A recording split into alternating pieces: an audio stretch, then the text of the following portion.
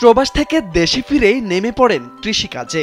চাষাবাদ করেও যে একজন মানুষ সফল হতে পারেন তা রীতিমতো চোখে আঙুল দিয়ে দেখিয়ে দিয়েছেন রফিকুল ইসলাম ও ইমরান হোসেন। লাখ লাখ টাকা খরচ করে প্রবাসে গেলেও সেখানে ব্যর্থ হয়ে দেশে ফিরেন রফিকুল ইসলাম ও ইমরান হোসেন। শুরু করেন চাষাবাদ, তবে সনাতন পদ্ধতিতে নয়, আধুনিক টেকনোলজি ব্যবহার করে চাষাবাদ শুরু করেন তারা, যা এলাকায় রীতিমতো আলোড়ন সৃষ্টি করেছে। কুমিল্লার ১৪ গ্রাম পৌরসভার নাটাপাড়া গ্রামের রফিকুল ইসলাম ও ইমরান হোসেন মালচিং পদ্ধতিতে কীটনাশক মুক্ত লাউ, শসা, লাল টমেটো, মিষ্টি কুমড়া, কাঁচামরিচ সহ বিভিন্ন শীতকালীন সবজি চাষ করেন। স্যান্ডেলিনা সো, রূপচর্চায় আভিজাত্য। রাস্তার পাশে তাদের তৈরি সারিবদ্ধ এমন সবজি বাগান দেখতে পথচারীরাও ভুল করেন না।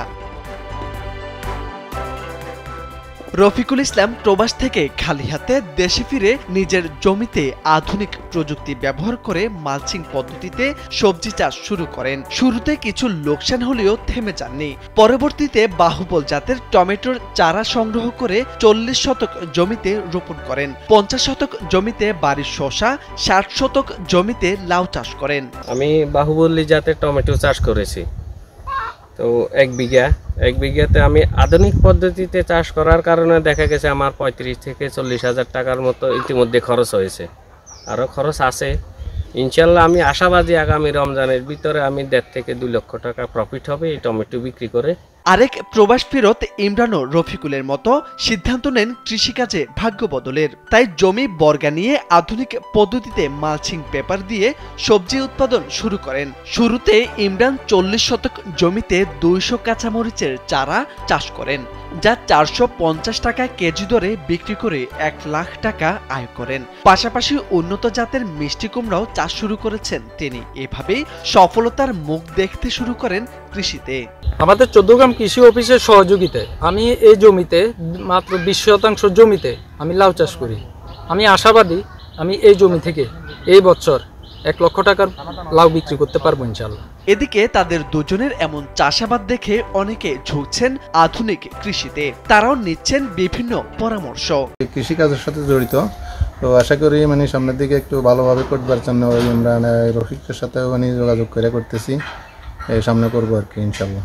আমাদের এলাকায় সবজি চাষ করতেছে, টমেটো, শসা, তারপরে লাউ, তারপরে চিচিঙ্গা, অনেক সবজি ফলন হয়েছে। আল্লাহ দিলে ভালো ফলন হয়েছে, বিষমুক্ত।